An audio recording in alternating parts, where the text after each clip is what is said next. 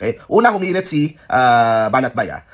Mukha pa lang nito, alam mo na walang gagawing matino. So hinilitan niya sa itsura nitong si Percy. Kasi medyo tabingi yung mukha nga nitong si Congressman Percy. O tapos, humirit din si Bato. Yung mukha mo, sinapak ng di natin alam, kaya nguwi. Lumapit ka nga dito kasi sasapakin kita sa kabilang mukha mo para balanse. Okay? So yun yung naging sinabi ni Senator Bato de la Rosa at ni News yan. Lumabas nga sa News yan. Kinover ng News yung kanyang mga matatapang na salita. Ganyan kasi yung mga DDS, mga bully. Diba, sasapakin kita, papantay ko yung mukha mo, ngiwi kasi. Ito, actually, ito, hindi ko din alam. Bakit nga ba ganyan, bakit nga ba ngiwi yung pong mukha nitong si Percy? Okay? Pinost niya sa kanyang Facebook page na kaya pala ngiwi itong congressman na to, kumaga, he is, kumaga, lantad siya na he is gay. Kumaga, yung baklang niwe, ang sabi nga niya, kaya pala niwe kasi stroke survivor. Okay? So, alam diba? Itong mga DDS, mga boboy, no? At puro pagbabanta yung alam, puro ang target nila pag hindi nila kaya sa issue yung tao, titirahin nila physically. Gawain po yan ng mga bobong DDS. Diba? Akalain mo, sasapakin yung tao? Hindi naman issue yung pagiging ngiwi niya. Akalain mo, ano pala siya? Kumbaga, ano to? Anong sabi dito? Baklang ngiwi na ito ay stroke. Okay, stroke survivor pala. Diba? Na-stroke yung tao. Tapos pagsasalitaan nyo ng ganyan. Hindi naman kasi issue yung pagiging ngiwi eh. Kasi hindi nyo alam yung pinagdaanan ng tao. 'Di ba? Hindi nyo alam. Tapos kung makabanat kayo ganyan, yan ba yung kailangan yung senador? Yung katulad ni Bato de la Rosa? Tayo na lang ba to? Sapukan tayo. KO! Tayo na lang. Sports lang naman eh. 'Di ba? Ay naku ba to, yung ganyang style mo, munti ka nang mamatay eh. Di ka pa nagbago? Di ka pa nagbago ba to? Munti ka nang mamatay. KO! Munti ka nang sumama dun sa helicopter. Alam mo maraming nagsasabing Pilipino na sana sumama ka na lang daw dun. Sabi ko nga sa mga viewers ko, wag tayong ganun. Wag tayong ganun na ipagdadasal natin yung tao na sumama dun sa helicopter, no? Pero hindi, wala eh. Hindi ka makitaan ng pagbabago eh. Binigyan ka na ng second chance na mabuhay. Tapos ganyan pa yung asta mo. Diba? Ganyan po yung mga galawan mo. Yan ba yung paraan mo para manalo ka? Para magpasikat ka? Yan ba yung paraan mo para magustuhan ka ng tao? Yung mag-angas-angas ka? Kita mo to? Saksak ko to sa baga mo eh. Sobrang ka sa kayabangan. Diba? KO! Ang yabang. Sa totoo lang. Napakayabang talaga. Hindi maganda yan eh. Kung pikon ka sa tao, dapat, ang banat mo, yung naayon lang sa issue. Ano yung issue? Diba? Hindi naman yung mukha yung issue. Kasi kung laitan lang ba to, manalamin ka muna. Di ka naman pugi. KO! Diba? Manalamin ka nga. Manalamin ka ba to? Feeling mo pugi ka na niyan? Nakiusip naman. Kung sino pa yung mga bangag, sila pa yung mga talagang grabe makapambuli. No? Bangag eh. May mga pre, gigigil ako eh. No? Kinikilig itlog ko. Bago po natin ito, ituloy-tuloy itong reaksyon na to mga pre. Anyways, iboto. Okay? Iboto at isubscribe po natin si Models of Manila TV. Iboto po natin yan. Tumatakbong senador yan ngayon. Nako, yun yung kailangan natin. Okay? Kasi hindi naman bias to si Models eh. Nasa gitna lang yan. Pero eto, katulad nito, nakikitaan niya ng pambubuli, binubuli yung isang congressman dahil sa ngiwi lang.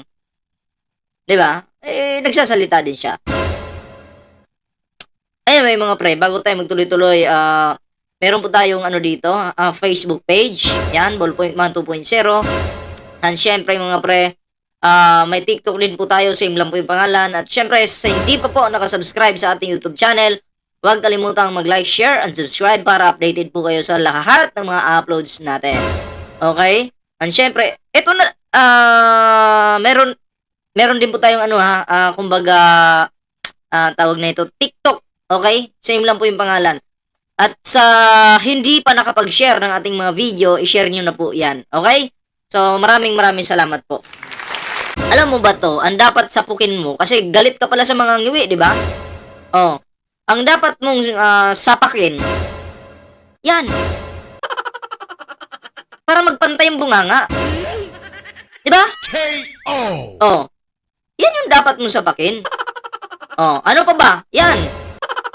Tabingi yung bunganga eh. Oh, sapakin mo. Galit ka pala sa mga ngiwi. Eto, hindi naman to stroke. Si Digong basta hindi rin stroke. Pero yung binabanatan mo, stroke survivor. Diba? Ang babanatan mo lang pala, yung stroke. Aba? Wala namang kalaban-laban yan sa'yo. Gigigil ako eh. Kinikilig yung ano ko eh. Yung dugo ko parang umaakyat sa utak ko eh. Diba? Ang init tuloy ng katawan ko. Eto na, at bigyan po natin ito ng reaction, mga pre.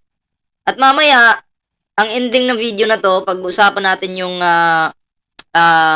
bagong plano or gagawin po ng ating mahal na Pangulo. Okay, eto na. So, nung mga nakaraang araw ay maraming mga debate, bardagulan, even fake news about sa impeachment ni VP Sara Duterte. Siyempre, yung mga DDS, todo defend, at yung mga gusto ng impeachment, todo sugod naman dito sa kampo ng mga Duterte. Okay, pero Todo defend ang mga DDS sa ka-fake news ng kanilang kampon. Sila lang, dinedefend nila yung bawat isa. Diba? Tayo naman, pinaglalaban natin yung impeachment kasi yun yung nararapat. Pero tingnan mo, kahit nag-rally yung Iglesia ni Cristo, walang nagawa. Na-impeach pa rin si Sara Duterte sa kamera. Bakit po? Sa napansin ko lang parang pinaparusahan sila eh. Nang may kapal. Bakit? Dapat yung rally na yun, kapayapaan. Umeksi na si Marcoleta eh. Nagbida-bida dun. KO. Yan yung nangyari. Ang rally ay naging nabaliwala. Diba? KO. Tuloy natin.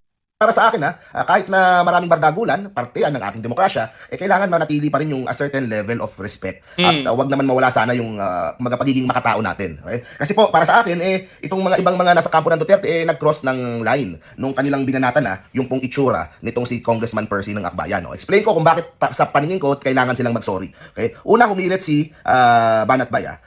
Mukha pa lang nito, alam mo na walang gagawing matino. So, Banat Bay naman. Mukha pa lang nito, walang gagawing matino. Yun yung panglalait niya dito sa isa nating congressman, no? Yung mukha mo, Banat Bay? Wala kang buhok eh. Alam mo yung ang tanda na ng mukha mo pero wala ka pa rin buhok. Parang wala, isip bata talaga to si Banat Bay. Isip bata, bida-bida, tapang-tapangan, pero pag pinapatawag, umiiyak. Diba? Duwag. KO. Walain mo, anong issue ng mukha ng isang congressman? Anong connect sa mukha ng isang congressman, sa physical na anyo ng isang congressman, doon sa issue? Hindi nyo kasi kaya eh. Sagutin sa issue eh. Kaya, babanat na lang kayo sa pamamagitan ng mukha. Yung lalait naman, yung bumabanat naman at gusto makipagsapukan, mukhang titi yung mukha. KO. Ang papangit. Diba? Kapal ng mukha. Sarap. Ay, nako. KO. Gustong manapak ni Bato. Tapos, nung nahawakan na yung triangle na goodbye Dilima yung nakalagay, takbo, parang bakla. KO. Ba't ka tumakbo. Sabi mo, ilang gera na yung pinagdaanan mo. Yan, triangle lang, tumakbo ka. Para Yusip naman. Hinilitan niya sa itsura nitong si Percy. Kasi medyo tabingi yung mukha nga nitong si Congressman Percy. O tapos, humirit din si Bato. Yung mukha mo, sinapak ng di natin alam, kaya nguwi. Lumapit ka nga dito kasi sasapakin kita sa kabilang mukha mo para balanse. Okay? So yun yung naging sinabi ni Senator Bato de la Rosa at ni News yan. Lumabas nga sa News yan. Kinover ng News yung kanyang mga matatapang na salita. Ganyan kasi yung mga DDS, mga bully. Sasapakin kita, papantay ko yung mukha mo, ngiwi kasi. O eto, actually, ito, hindi ko rin. Yun na yun. Yun na ba yung katapangan ng mga DDS? Yung mga ganyang pautot? Diba? Ayan, sapakan dito, sapakan doon. Wala naman laman yung utak. Ang lalaki ng katawan, wala naman laman yung utak. Tayo laman. Ah. Diba? Tayo laman. Ay, naku po, Bato de la Rosa. Hindi ka nagbago eh. Binigyan ka na ng ng signal eh. Muntik ka nang mamatay. KO. Muntik ka nang mamatay, Bato de la Rosa. Pero anong ginawa mo? Yung signal na yon, yung hudyat na yon, inignore mo. Good luck.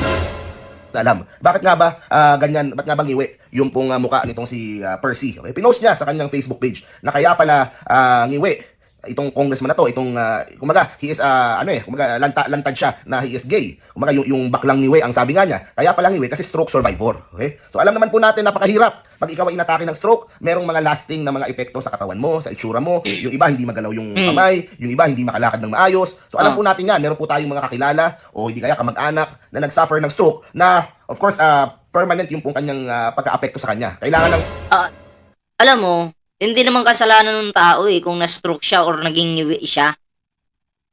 'Di ba? Dapat pa nga hindi nyo nilalait yung mga stroke survivor na yan. 'Di ba? Kasi hindi nila kasalanan yun kung bakit naging ganun sila. 'Di ba? Pero ang kaya lang ni Batong saktan physically kasi may intention yun eh. Papalapitin din eh. So may intention saktan yung tao. Ang kaya mo lang saktan ba to? Yung mga katulad ng nito, no, na isang stroke survivor. Eh kami kaya, normal naman yung mga katawan namin, tayo kaya magsapukan. Oh, tayo kaya magsapukan. May larong sapukan, 'di ba? Anong tawag doon? Yung magsasampalan kayo. May laro nun, 'di ba? Lalagyan ng harina yung kamay mo. Tapos gaganunin mo. Pagtira mo, may ganun laro eh. Oh, papalagang ko si Bato doon. KO. Okay lang sa akin. Wala naman akong pangalan. Hindi naman ako senador.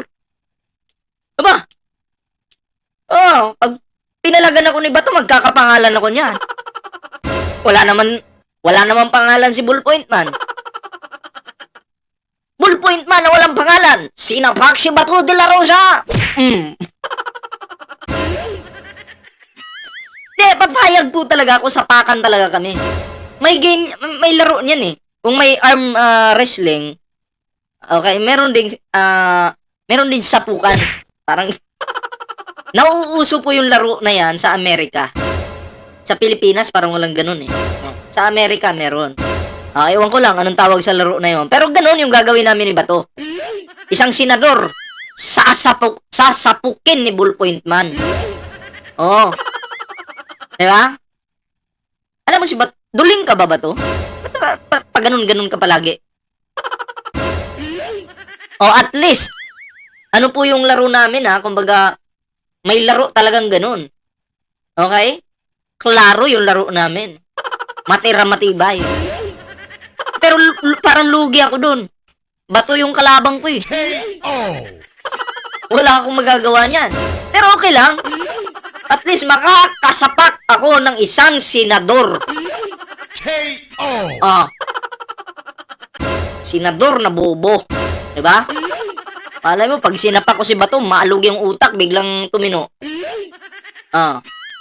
Biglang tumino yung pag-iisip. Diba? Ako. KO. Ang mahabang therapy, pero kahit na minsan na therapy ay hindi na naibabalik sa dating niyang anyo, sa dating niyang galaw. Okay?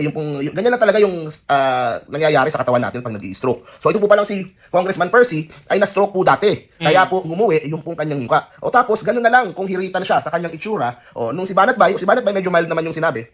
Medyo konting hirit lang din sa itsura.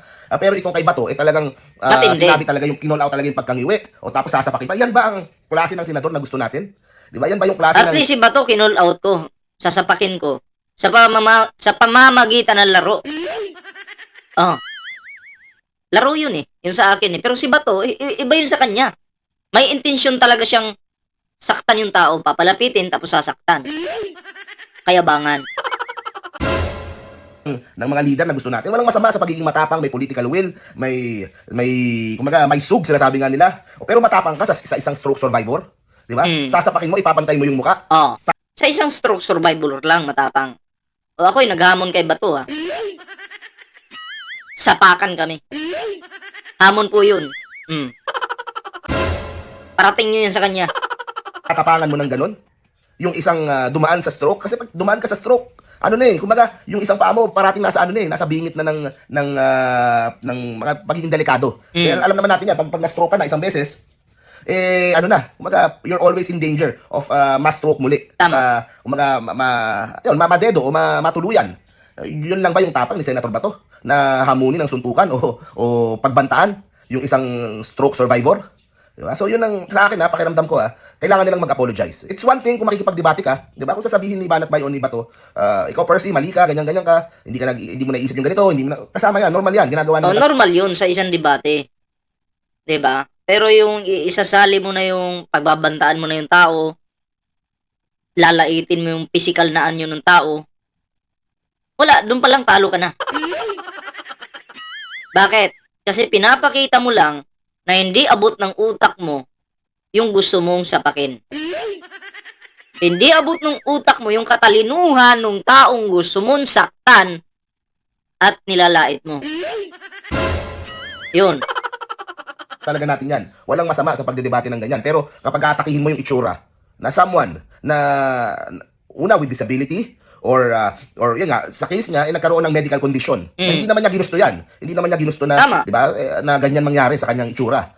O tapos, doon sila matapang. O, pero pag pinatawag na sa kongreso, yung ibang mga vloggers, hindi naman sumusulpot din. Kaya si Banat Bay yata nasa abroad, so at least may excuse siya. Pero yung ibang mga vloggers, di ba?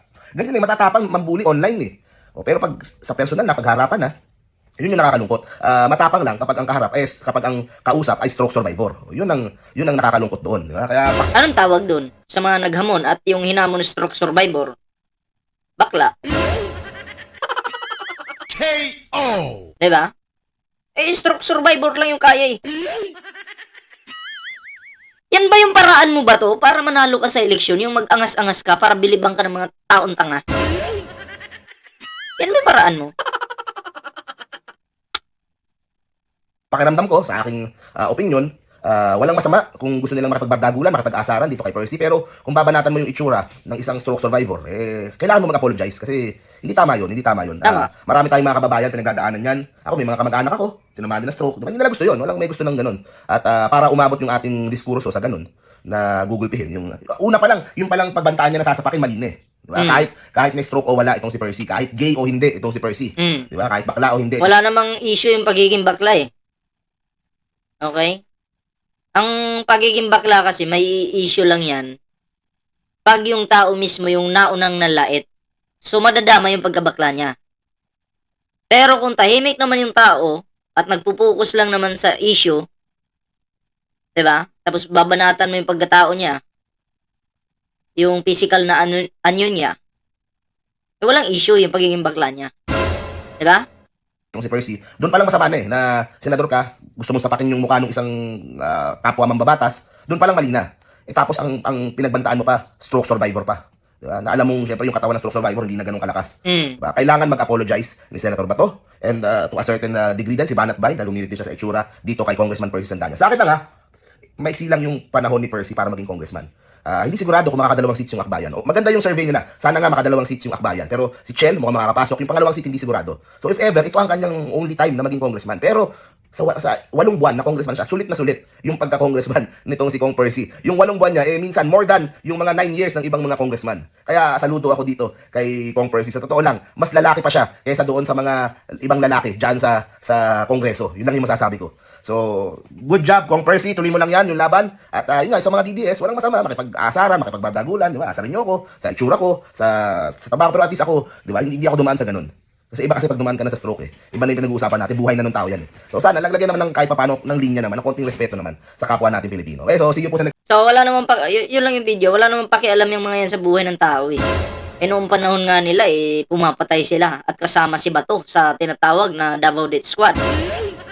Kaya yung panlalait, yung pagbabanta, yung gusto niyang manapak, wala lang yan sa kanya. 'Di ba? So yan ba yung senador na gusto niyong iboto si Bato? Kasi sasabihin niyo matapang. May pagmamahal sa bansa. Totoo ba talaga may pagmamahal sa bansa? Wala ngang respeto. Pagmamahal pa kaya? KO! Wala ngang respeto. Pagmamahal pa kaya? Kaya good luck sa mga buboto dito sa taong ito. At ikaw naman bayad bay, manalamin ka muna. Ha? Yung ulo mo parang titi mo lang. Yun lang, masasabi ko mga pre. So, anyway, ito na. Bigyan po natin ito ng reaction, counting reaction, itong video na ito, no, na magiging high-tech na po. No? Sa bagong Pilipinas, magkakaroon tayo ng high-tech na, kumbaga, pag magbabayad ka ng tax, online na. Pag ikaw naman, ay magpaparegister, online na. 'Di ba? So, maiiwasan na natin magpila-pila pa. Kasi online na eh. Diba? So, panoorin po natin yung video na to. Ladies and gentlemen, I am pleased and proud to announce that the Bureau of Internal Revenue met its collection target for the first time in 20 years. I know that you have heard that before, but we choose to repeat it because it is a very big achievement. In 2024, the Bureau collected more than 2.85 trillion pesos, which is higher than the 2.52 trillion pesos that we collected in 2023. Ano po ba ang ibig sabihin nito sa ating mga kababayan? Ang buwis ng ating inihulog noong nakaraang taon ay katumbas ng lagpas na 1 milyong bagong paaralan, 100,000 at 90,000 kilometro ng kalsada. Ngayong araw na ito, Ang dami pong project ha, sa mga nagsasabing walang project yung PBBM administration. Hindi nyo lang kasi binabalita itong mga nagawa ng administrasyon kasi sampal sa inyo yan. Diba? Palilin lang yung ginagawa nyo sa mga Pilipino eh. Paparating nyo doon pag kayo gagawa ng content na walang ginawa yung administrasyon ngayon. Patuloy natin to. muli kaming nananawagan sa ating mga kababayan at magpapaalala sa pagpapabayad ng tamang buwis. The BIR has implemented several efforts to strengthen its collections. It includes the widening of the tax base through simplified key processes and documentary requirements, as well as the digitalization of the tax system. Ang pagdami ng mga namumuhunan na nagbabayad ng tamang buwis ay hindi lamang nagbibigay ng dagdag na koleksyon para mapondohan. Ay, teka lang. Shoutout dun kay Rosalinda ha. Rosalinda, yung TikToker na bangag. Nag-post kasi siya, ang sabi niya, nagbabayad daw po siya ng tax every month. 50,000! Pataas yung binabayad daw niya every month. Tanong ko lang sa inyo, di ba ang pagbabayad ng tax is every 6 months? Or every year? Depende, di ba? Pwedeng 6 months, pwedeng every year. Ganon. Hindi po every month. Mapapaghalata mo talaga na itong tinatawag nilang chinito real talker na to. Ano po yung negosyo nito? Kumbaga, illegal. Diba? Bakit po illegal? Hindi nagbabayad ng tax eh. Doon mo makikita sa post niya. Monthly daw nagbabayad ng pukinang inang yan. KO! Diba? Fake news. Fake news ang kutong lupa. KO! Pag ikaw talaga di ka tumigil real talker, Arestuhin ka talaga ng hangin, tubig, lupa, ano pa ba? Kuryente? Animal ka talaga dato adlaw. Hindi ko memorize yung iyong mga ano ba yun? Hangin, tubig, lupa. Kasama ba kuryente doon? KO. Sorry. O, tuloy na natin to. Mga proyekto ng pamahalaan. Ngunit nagbibigay din ng pagkakataon para sa ating mga kababayan na mabigyan ng hanap buhay. To the BRR, your mandate is clear. Be watchful. Be guardians of a system that ensures that every peso that is collected is channeled into programs that serve our people.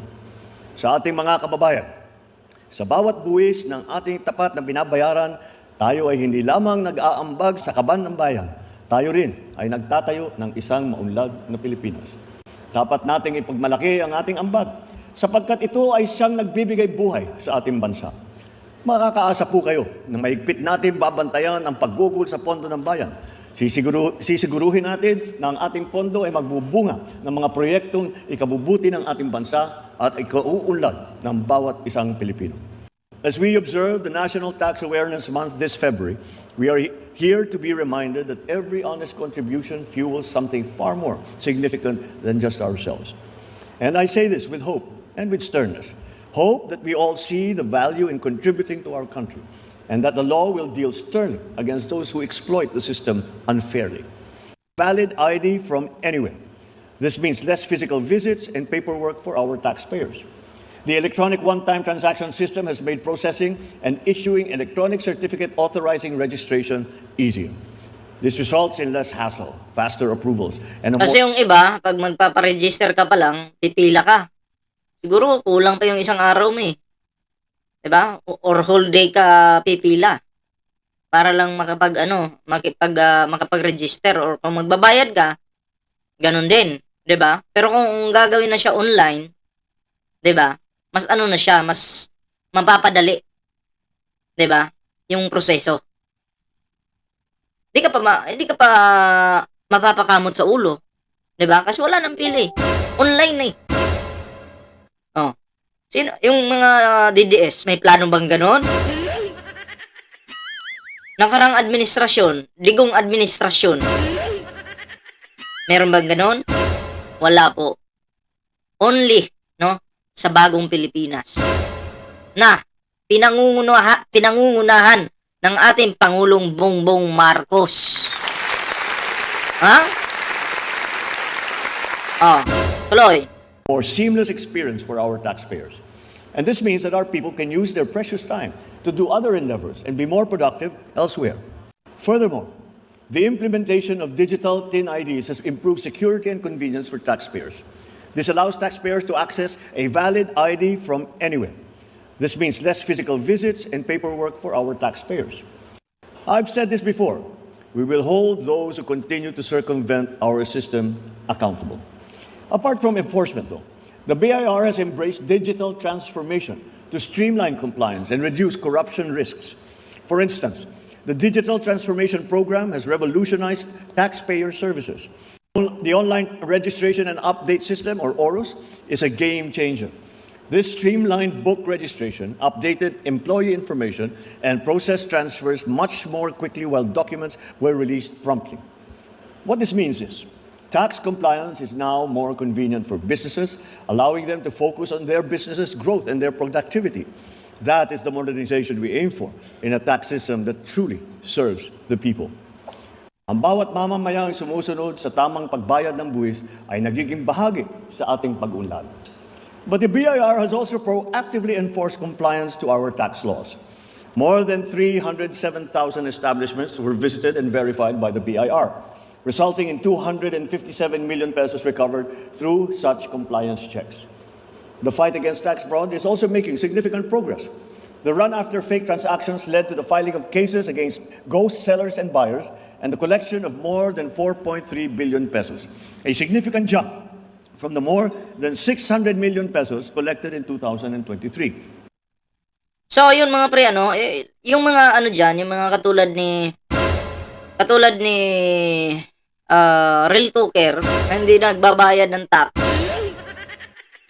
pag ikaw ay na talagang napatunayan na hindi ka nagbabayad, ay mananagot ka. Lalo na pag kulang-kulang yung ano mo, yung bayad mo or may pandaraya kang ginagawa. Talagang namang may kalalagyan ka. Kasi yung administrasyon ngayon, no, pa-high-tech na ng pa-high-tech yung kumbaga magpapasok sila dito ng ano, kumbaga para maging high-tech po, mapadali yung proseso, 'di ba? Oo. Yun po yung plano ng ating administration at makakabuti naman po 'yan sa mga individual no na nagninegosyo kasi hindi na po sila pupunta doon para pumila pa para magpa-register, magbayad, 'di ba? Oo, pero ako ang pagkakaalam ko po pag magbabayad ka ng ano or magpapa-register ka at magbabayad ka, hindi naman po pag magbabayad ka, hindi naman po 'yan ano hindi naman po 'yan monthly. Ang pagkakaalam ko every 6 months or every year, 'di ba? O katulad na lang 'yan pag meron kang barber shop, 'di ba? At syempre kukuha ka ng permit sa barangay, 'di ba? And then every year magbabayad ka sa kanila depende. 'Di ba? Depende. So hindi po siya every month. Kaya yung sinabi ni Real Talker na every month daw siya nagbabayad, malaki pong kahangalan 'yun. Malaki pong kalukuhan 'yun. Malaking panlilindang 'yun. Malaking kayabangan 'yun. 'Di ba? KO. Oh, kaya 'yun. PBBM administration lang ang meron 'yan. Wala po ang mga DDS niyan. Wala po si Digong niyan. 'Di ba? KO. Pansin niyo po si Digong, maraming mga good news para sa atin. Marami, 'di ba? Pero si Sara Duterte wala.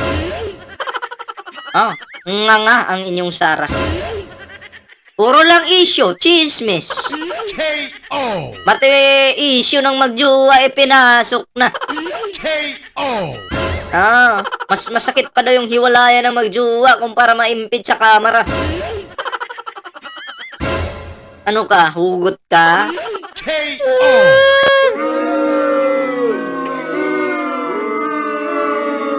Yun lang naman yung alam niyan, yung humugot.